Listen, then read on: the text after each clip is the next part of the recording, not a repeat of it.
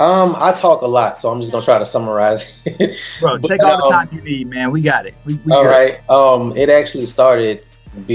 I had to be like maybe 4 or 5 years old. My dad, he used to rap. And so he just used to play this music, and I can remember him recording me on like a handheld recording device, and he used to be like, rap this," and I just fell in love with it ever since that age. And I can remember writing my first song. I was about 11 years old, and I was 11, and I wrote my first song. And of course, the music back then, I was doing secular music, of course, and a lot of my influences being from New Orleans, I used to listen to the Hot Boys, Juvenile, Woo! Lil Wayne, all them, right? Um, and around 16 years old, I recorded my first song in a studio, Okay. and I had a couple of different groups I was in. Main one, we used to travel regionally around the southern states. A group named the Camp.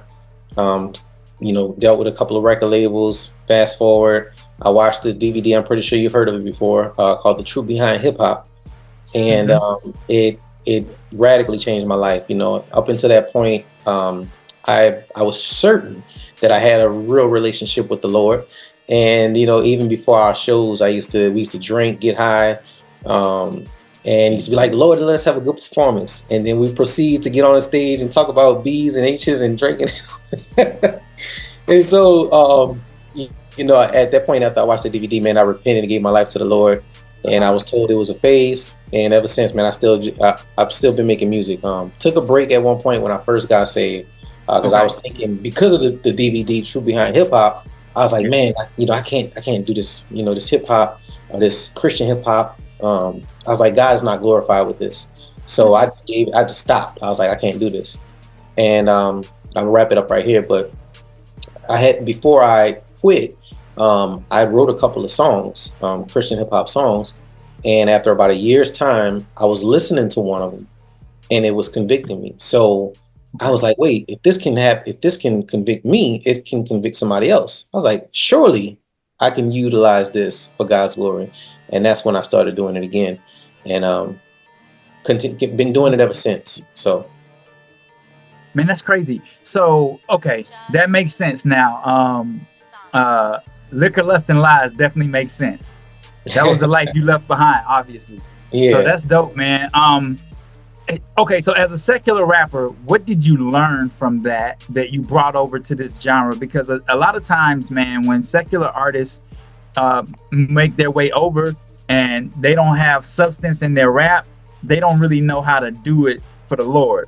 What did you Mhm. learn and what did you bring over that you were like, oh, you know what? I just brought this with me. This was in my bag. This was the talent God already gave me. What was that like for you?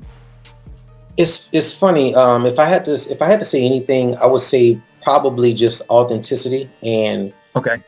being who I am. Because the funny thing, the way that you get to a story like Liquor, Lust, and Lies, Hmm. when you have a person like me who was actually raised in a Christian household, Mm, I didn't have a reason to do a lot of the things that I did.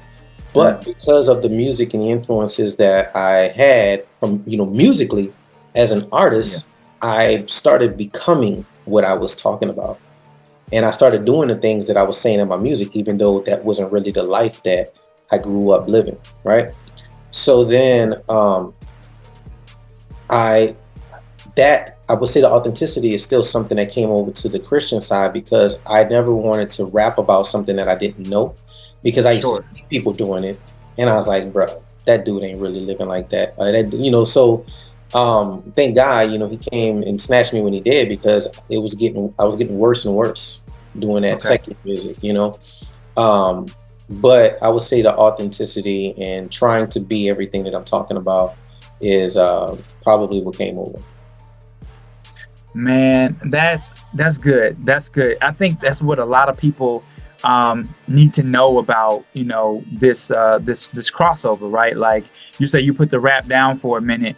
I'm guessing that's because you also wanted to learn your word, right? Like, So I will say this. I'm not gonna mhm, say that that was the reason, okay. but what's interesting to me, or what I love looking back at my story now, is there's a story about the rich young ruler. right? Yep.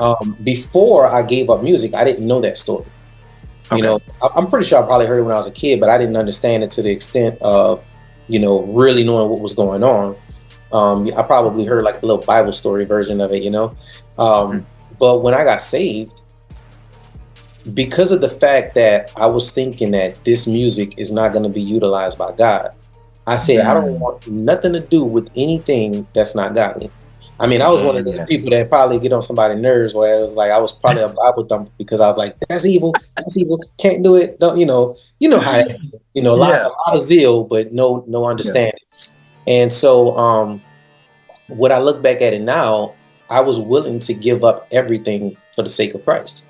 Mhm. And so in the story, when you read it, Jesus never said that if you give everything away, that you'll never get it back. And I believe it True. was just a testimony to I was willing to give up whatever I needed to give up if it meant following Christ. And Uh-huh. so he brought it back to me. And I believe that's because my heart was really pure and genuine that I was willing to give it up and not look back. So Man. yeah, Hmm. That's deep. That's deep. So you mentioned that you grew up in a Christian household, right? yeah. And you just kind of went a different direction. Was it just the influence of the music? Like you mentioned the Hot Boys. I mean, you're from New Orleans, so was it all of that that just kind of like made you say? And I Mhm. always have this argument, right? Mhm. Did Lil Wayne start a trend where young artists or young adults looked at it and was like, that's how I want to live, that's what I want to have, that's what I want to be? Was that your story? Um, I see. Without speaking on him personally, because I Yeah. don't, there's some things that growing up in New Orleans that I used to see because I went to a school that he used to go to, and he actually used to come to the school all the time Okay. when I was there. Um, I will say this for me, I do believe that artists have more influence than they think they do sometimes. And sometimes it's not fair to paint a picture of what you say you're doing and you're not really doing that, because Yeah. that's the reason why you have a lot of people going to prison, getting hooked on drugs, killing each other, because they're looking at what you say in your music and you're a role model to them, directly and or indirectly, and that's who they want to be because it seems cool.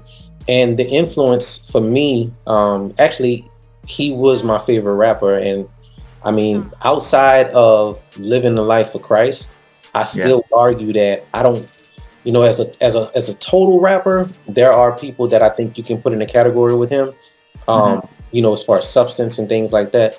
But as far as skill, I still don't know if there's anybody that's, better than him skill wise. Yeah, 'Cause man. metaphors You are just just crazy, man. The the similes, and metaphors.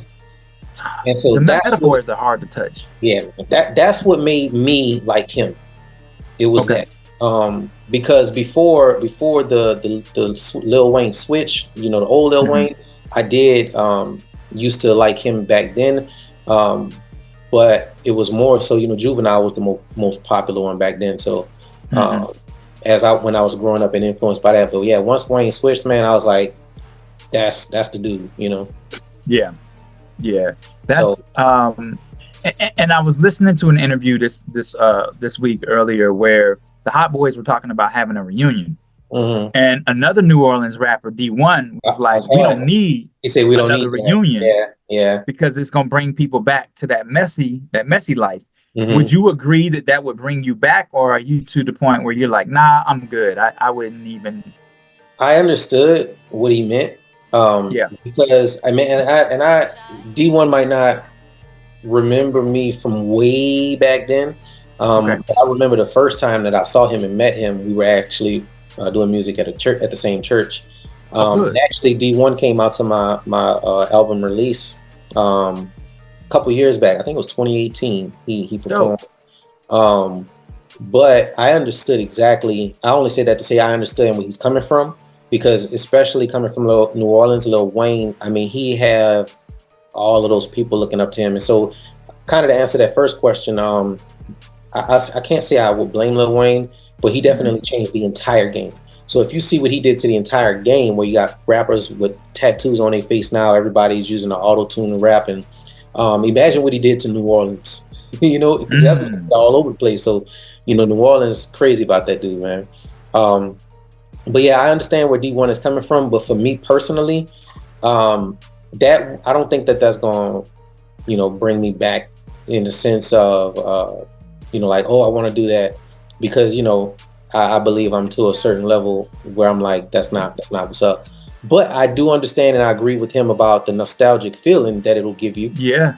I will I will try my best to not underestimate Hmm. the possibility of what Hmm. that could do because I mean, you know, music is that one thing that has the power to bring you back to a place and Oh make you. yeah. I remember what I was doing when the song was playing. You know, that's just how powerful it is. But Yeah. yeah, I actually was listening to that same interview, man, and Turk was talking. And I was like, man, Turk was one of my favorite hot boys, man. Like he was underrated, he had but he that was one of voice. my favorites. He had Huh? the voice. Turk had the voice. Turk had a voice on He him, had the man. voice. Yeah. And so there was a song that I really liked with all of them on it, and I just went back and listened to it, and I was Mhm. like, I wanted to see Hey, what look it at what made he's me feel telling. So like. it got you right. It got me to go back because Turk Yeah. was talking about his salvation, Okay. and I was like, I want to see where he came from to where he is today, Mhm. and why he would want to go back and do that music again. Like, did he really say anything that was crazy? And I don't know if Turk really the songs I listened to, Turk didn't say anything crazy other than the violent stuff. You know what I'm saying? Like he Yeah. wasn't really talking about smashing women or anything like that. But at the same time, I was like, I get it, but it was a one and done for me. I just went back, I watched the video, and then I kept it moving. Man, it was easy. I actually, matter of fact, turned on the sermon after that. Like Yeah. I'm good. You know Had to what clean I'm that up. saying? Yeah. So no, but I love you saying that, man, and I'm glad you expressed that. Being from that era where you know both of them, you have a lot of validity to speak on that. Let's talk about your influence, man, because I did hear a lot of different influences listening to um, Liquor, Lust, and Lies. First of all, bro, like you have a sound for almost every hip hop fan.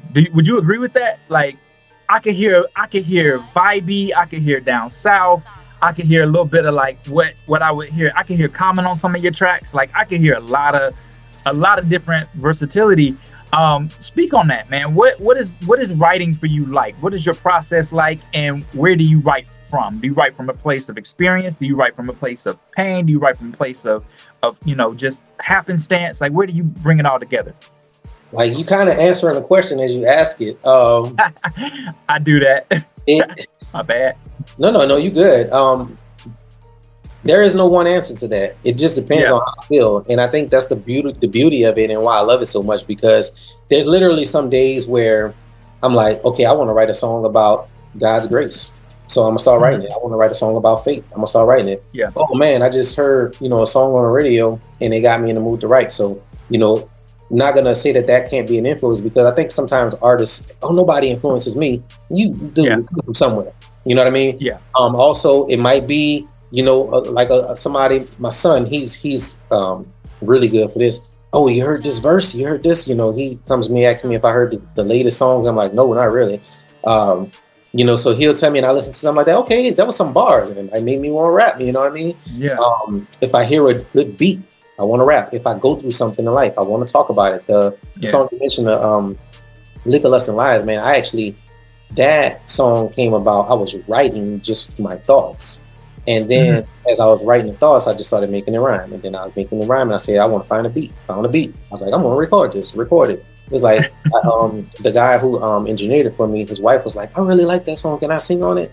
And I was like, okay. So she just kind of stuff just went on and sung on the background of it and everything. So Wow. then I was like, I'm probably put this out, and I was like, let's do a video.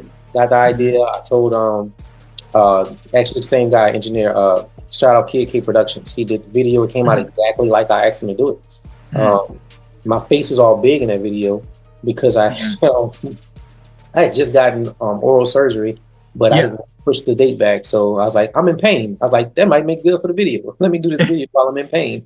So yeah, man, like it comes from all over the place, man. But the one thing that I will say, usually when I end up getting good feedback on a song, it's always the Yeah. one that came from a real place and or something that I was like, I'm probably not gonna put this out because Yeah. you're always your biggest critic, and other people are listening to it Sure. a different perspective, and they're like, no, I like that. So Sure. Man, congratulations, because you've accomplished what all of us hope to do, man, which is influence your kids to come up in the way that you train them. You got your son on the track, man. Talk about his influence on the project, and how proud you are, that he's going down that lane of, godly purity and rap, and he's good too, man. So talk about how all that came yeah, together. so this guy, and I don't want, he's my son, so I'm probably gonna be biased, but I I'll always, back you up. I'll back you up man, because I heard the track, bro. he's gonna be far greater than anything I believe that I've ever been able to even think of for myself. Because Okay, that's what we're supposed to do. Okay. man, listen, man, the dude, like when I listen to his bars sometimes now, I'll be Yeah. like, yeah, I gotta step my game up because he like the stuff that has yet to be released yet. Yeah. That's where I'm hearing a lot of that. Even on the stuff that's released, though, Mhm. he's doing really well. Um, Okay. but I'm beyond proud of him, man. Like Yeah. I'm With proud. now, I tell just can't. everybody what his artist name is. Yeah, his artist name is Randall Rex. Randall Randall Rex. Rex. That boy went through Okay. so many names. He was Okay. like, look, He this went is the by he most. went by 20 Rex on that Yeah, project, right? yeah, that song Lit. He was his Yeah. name was 20 Rex, but his first official single that he put out is Randall Rex. It's called James Bond. It features Okay. myself and 1K Few. Oh wow, that's dope. That's dope. That's dope. And so, how you mentioned that he just went off to college. Yeah, yeah. First year, How he's a freshman.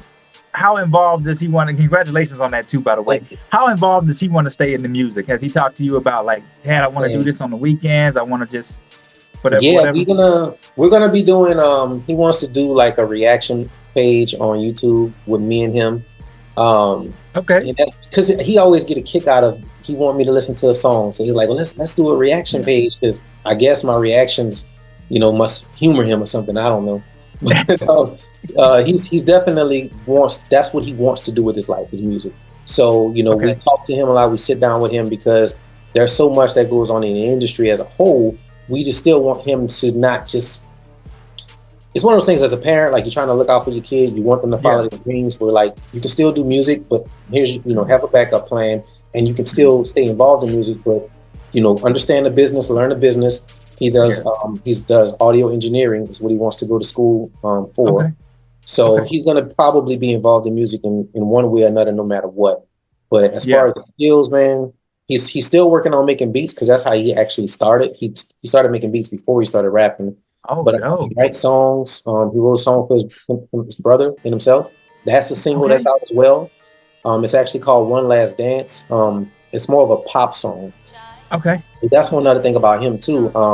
Again, train up your children the best way you can. We This is what we told him. We always told him this with music. I said, I'm not gonna force you to be a Christian hip hop artist, but here's what you're not gonna do. Right? Okay. As long as you're in my Beautiful. house, this is what you're not gonna do. Yeah. But he's a really good kid, man. He has influence over his friends. He's got his friends coming to church and everything like that. Oh, good. Um, again, his first single it is in the Christian hip hop genre. The last song he just recorded, I would categorize it as Christian hip hop.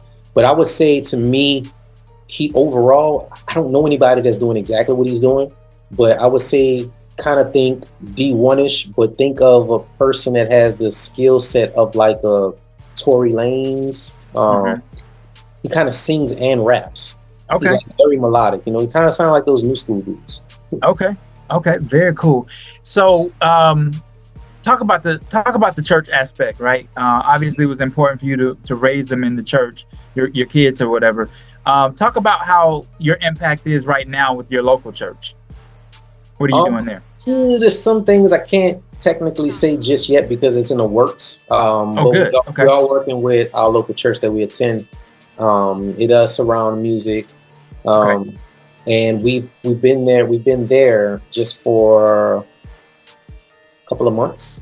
But we went to that church for 3 years before they Okay. left to California. They just came back a couple of years ago, and we didn't know. It was like, oh, they back. So That's we dope. rejoined. We felt the Lord calling us back over there, and we kind of picked up where we left off with the previous church that we were at, Okay. doing some small groups. We were leading small groups, and that morphed into us doing something else that we weren't looking for because Hmm. when you kind of join a well-known ministry, you don't want Hmm. somebody to think that you're looking to be seen or anything like that. And we didn't even tell anybody what we did musically. We just were there to serve. We were leading small Yeah, groups, and somebody approached us and was like, "Hey, do you guys do this? Would you happen to do that?" And like, okay, yeah. Well, we that's see you cool. got. That's So, cool. Tell me a little bit more about your next moves, like the music that you're releasing, plans for the like the near future, and then also like, are you looking to remain independent? all right. So near future, Hmm. I'm gonna continue to make music and put it out. My Okay. my oldest son, the one that raps, right? Yeah. He's always telling me, "Why didn't you release this? Why don't you do that? Why don't you do this?" And I'm like, "Cause I'm not really, like I'm not really in that vein to where I have the luxury of time Yeah. to Sure. grind like I really want to." Yeah. And I'm I'm kind of in between a stage where I'm like, Lord, whatever's going to be done, you're gonna have to do it. Hmm. How I'm on this interview right now, I Yeah. literally that song that I put out was literally because my son was like, just release some music, just put some stuff out. I had that Uh-huh. song probably about 2 years, and I just been Wow. listening to it, and he was like, you should put it out. And so that kind of morphed into me and him doing more music together, which I always enjoy. But Hmm. what I didn't want to do was take away the time that I could be working with him and helping him get better. And Yeah. I didn't want the spotlight on me. So a Okay. lot of opportunities that I was getting, I was like, hey, my son could do it. I'm not gonna do it, but I'll do it with my son. Oh So wow. a lot of That's the dope. opportunities that I was getting, like Juneteenth and different things like that, performing at youth events, I was like, I'll do it as long as my son can do it with me, and Yeah. I'll put him on the flyers because I really want to push him. I think about my very first Christian show was at this little small event in a small church, and they might have had like 20 something people, right? His Hmm. first event, he's at a Juneteenth in Charlotte, and he's on a big stage. And then the next one, we're at this single Nice. release party at this really well known church. And, um, you know, I think me and my wife always talk about, David and Solomon. It's like, we set the foundation and Yeah. he's reaping what we've sown, and I just hope it can become, even more, man. Because the dude, I mean, I don't know, man. He's just so good. I'm just so Yeah. That's crazy. And you said you also have other kids that do music as well. Yeah, so my youngest, he's just getting his feet wet. But we've Okay. always known before he was even born, man. He was prophesied. It was prophesied that he would be able to sing, right? Oh, nice. And so we was just waiting and waiting and waiting, not forcing, just waiting because we saw like he likes to play games. He's also an actor. He likes to Mhm. dance. It was like that singing gonna come at some point. And we didn't ask, we didn't tell him to do it. He one day we were just doing like some karaoke stuff, and he was kind of like we call it we made up a word. We call it strapping, like singing and rapping Yeah. somebody else's song. I was like, man, he sounded like a kid bop, advertisement. And Yeah. I told my oldest, I said, "Won't you write him a song one day?" So he did a song, uh, and then my oldest was like, "Man, you like this song? You can tell me what you think." I said, "I think that's the song that you need to give your brother." And so he's Oh, like, "Oh, but I want to be on it so bad." So I say, "All right, well, if you're gonna feature on it, that's fine." So it's kind of like a dual song because he just did not want to give that song up. yeah. That Yeah. song is out now, but yeah, man, he has the look, he has the dance move, and he can sing. Mhm. We just careful about which direction we go with everything because again, man, that game is something vicious out there. So Man, it's a uh, family grind, sounds like. yeah, man. And my wife, she's a singer. I don't. Okay. Yeah, she sings. She does praise and worship, but her sound, she rap too, man. What? Rap too. Yeah, Okay. The whole family. my kids fuss at her because she don't ever want to release none of her rap songs, But Oh, we yeah. real close because she's a stickler for perfection, and we're Okay. really close at getting her to finally release one of these rap songs that she did. Yeah. I always say that when we go perform live, there's the song that she got, and I'm Yeah. like, this is to me, this is the most lit song that we ever perform. And I'm like, you need to release Mm. this. And she's like, no, it don't sound right. Like, bruh. But we real close to getting her to release one of them. But her name is Ave the Voice. Um, she Okay. had, she didn't put out she hasn't put out music in a good little while because she's such a perfectionist, man. But yeah, That's dope, man. That's what you gotta be. You yeah, gotta be your own best critic. yeah. Gotta be your own best critic. You gotta listen to the people too, you know. You got if the Yeah. people say it sound good, you gotta trust it. Well, I mean, y'all are family, so she's probably thinking like, "Oh, y'all love me. Nah, it Y'all ain't gonna just say what you family. want to say." When we go places, they like, where can I get that song? Like, it ain't out. It ain't she Oh ain't released, no, it's like you that. know? Yeah, man. Oh, Yeah, oh, wow, wow, wow. So she'll perform it, she just won't release it. correct. Oh Yeah, man. yeah. Oh man. But I get it. You know, we work with an engineer that Mhm. she really, really, really liked the way that he made her sound, Uh, and I think he moved out of the country, bro. And so we haven't been able to get in touch with him anyway. But sometimes it's like she doesn't. She's like, I've heard it sound this great, and nobody else can get it to sound up to par like that. mm, And he's a Sony producer, so it's kind of hard to get exactly what she wants sometimes. And so she's kind of stuck on yeah. what she wants. So, but listen, Yeah. Yeah. Wow, that's crazy. So how do you balance it all? How do you balance the work, the life, the music, the family? How do you balance it all? just the grace of God, man. It's not Yeah. easy. Sometimes I'm probably not as successful as I would like to be at balancing it all. And that Yeah. was actually one of the reasons why, like when my son's like, why don't you do this? Why don't you do that? I'm like, man, I'm busy. We're doing ministry. Like I say, we're doing Mhm. small groups. I have school. I have work. I have a wife. I have a wife. I have a wife. I have a wife. I got y'all. You know what I'm saying? Like it'd be busy, man. So Yeah. that's why, like, even the song that the last one I released, it's like I haven't probably done its due diligence to try to get it out as much as I have done with other songs in the past. But I'm like, Yeah. with the way that social media is now, sometimes, man, you could release it and, like I said, I'm here on this interview with you, and I didn't even, I just posted it a couple times, Yeah. um, so like, whatever comes from me releasing some of this music, I let God deal with it. I do what I can, but God Yeah. gonna have to do the rest, man.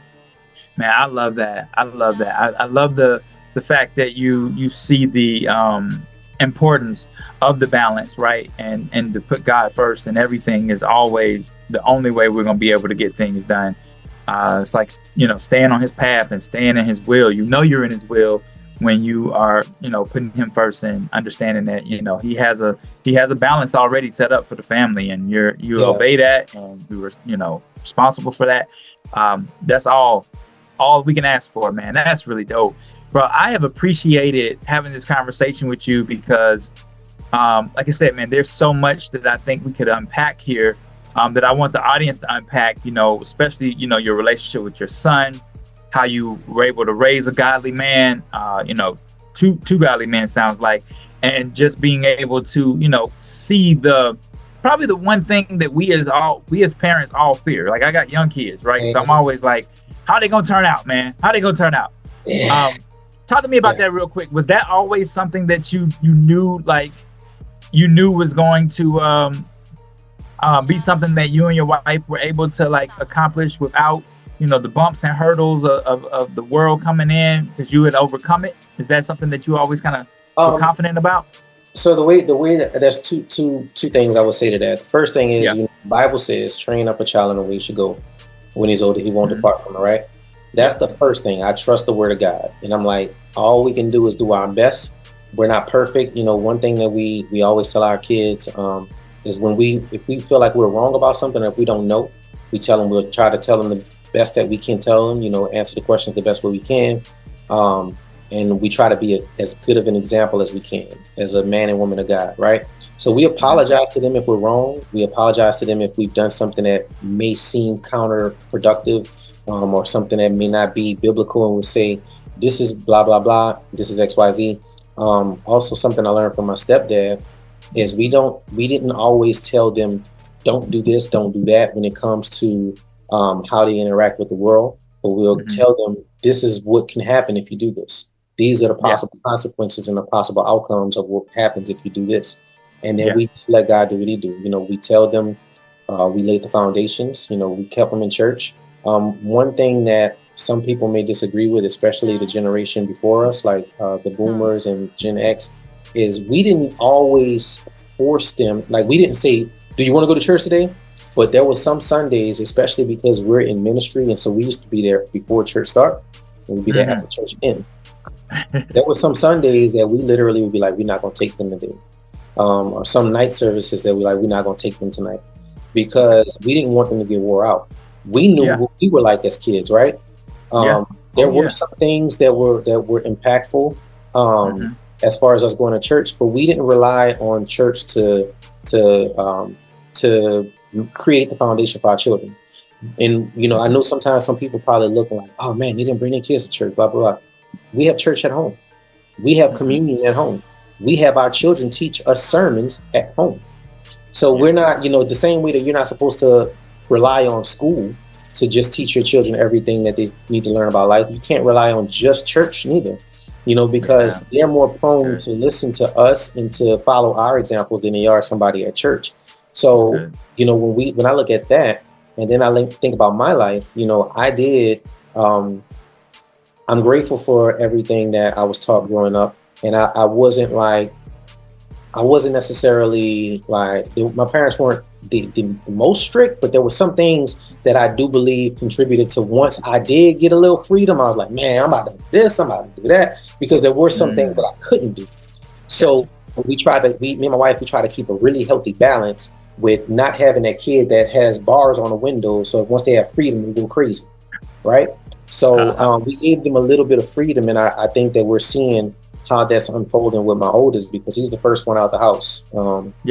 And we look. It's only been a week, but we mess with him. He come home. We're like, "All right, everybody, we have a guest." And he's like, "What? I live here." We're like, "No, you live at college," because he stays on campus. But yeah, we do see a lot. There's things that my kids will say, and I'm like, "Oh, how you know that?" There's like, "Cause the Bible, blah blah blah." Or they surprise us, man. And I think that comes from what we've instilled in them. And like I said, we actually have them teach us sermons a lot of times. Like, that's good. Find something that you want to teach us, and we sit down and we have Bible study, and they teach us the Word of God sometimes. Yes. So, yes. We do that with our kids every night too. We do a Bible study every night with our kids, man. That's important.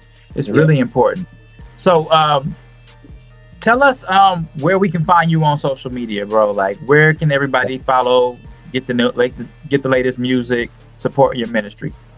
Awesome, man. So I have Facebook, that as far as when I'm active, Facebook, Instagram.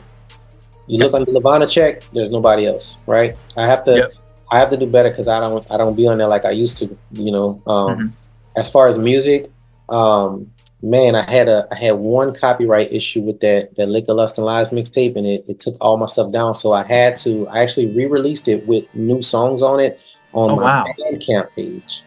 Okay. So you can't find me on Spotify. You're just gonna find a bunch of singles. Spotify, iTunes, all of the normal sites where you download music or you stream music. I'm on there. Yeah. Just spelled just like my name, Levana Check. But if you want to buy a complete project, you're gonna have to go to my Bandcamp page. You just go to bandcamp.com, search Levana Check, or you can go to levanacheck.bandcamp.com. That's what's up. That's what's up. Well, man, listen, I appreciate you sitting down with me, man. This was a great conversation. Got a chance to catch up, learn more about you, the artist, the family man, the man of God, all that good stuff, man. So I appreciate you sitting down with me. And yeah, I'm looking forward to the full interview dropping and everybody checking you out and supporting your music going forward. It's your man, Ryan Righteous of the Trackstarz. This is the Independent Artist Spotlight with Levana Check. It's your man, Ryan Righteous of the Trackstarz. We out. Lego. Okay, Trackstarz too hype. Okay.